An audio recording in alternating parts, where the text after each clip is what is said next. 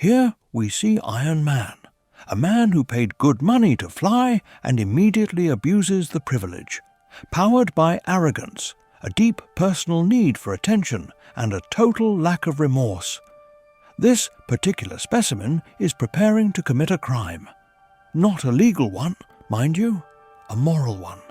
The kind discussed later in history books being compared to a certain someone. Notice how his ultimate is fully charged, and how he moves with a single terrible purpose: the eradication of an entire species, or at the very least 3 unsuspecting teammates and 1 innocent frame rate. He begins to flank the enemy team. Not for tactical reasons, of course, just because it would be funny, but he has been spotted. Rogue, a ground-based creature, attempts to intervene. This is a bold decision, much like arguing with a helicopter. Iron Man, being a bird of prey, is unfortunately out of her reach. She leaps. She scrambles. She believes. In a rare display of what appears to be mercy, Iron Man descends slightly. Lower. Lower still. Is this kindness? Compassion? No. It is bait. Rogue lunges, eyes full of hope, tears, and a brief sense of accomplishment. And then, realization: Iron Man did not lower himself out of respect. He did it so she would step off the cliff, which she does, immediately, with enthusiasm, and thus the problem solves itself. With the air now clear of ambition, our specimen continues toward his destination. He hovers above the enemy spawn, waiting, watching, checking the cooldown timer like a patient apex predator with a stupid grin on his face. Phoenix, blissfully unaware, activates her ultimate in pursuit of Phylock. A beautiful display, bright, confident, completely doomed. Iron Man waits because patience is a virtue, and timing is content. The ultimate detonates. Then he ults her. There is no escape. Only a brief flash, followed by regret and a replay angle. Groot spins around just in time to witness the disaster. But, like most trees in the wild, he is powerless to stop technology. And so, Iron Man does what he does best: species eradication. Satisfied, he returns to his teammates.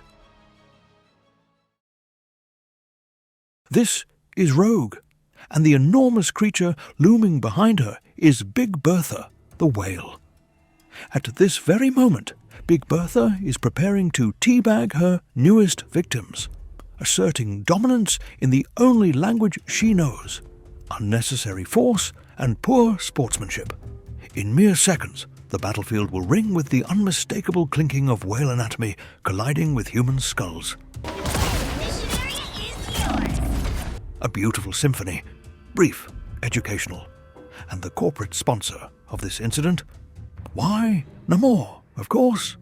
He stands off to the side, arms folded, admiring his handiwork, like someone who knows HR can't stop this.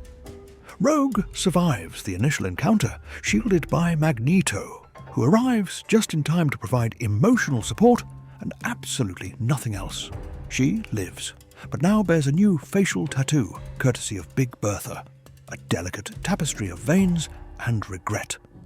Outraged, Rogue lunges for Namor, like a customer returning food that was clearly eaten. Ultimate primed, refund demanded, Namor bolts. He knows what's coming. He flees toward the cliff, legs pumping, confidence high.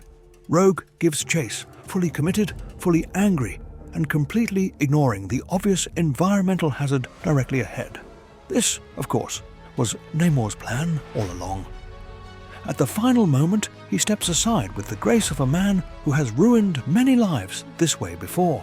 Rogue sails cleanly off the map, briefly reconsidering every decision she has made since Character Select, before gravity clocks in for its shift and drags her down. Namor immediately returns to his crimes, now unsupervised, slightly happier, and absolutely not learning a lesson. And thus concludes today's observation. The environment claimed its tax. Namor moved on,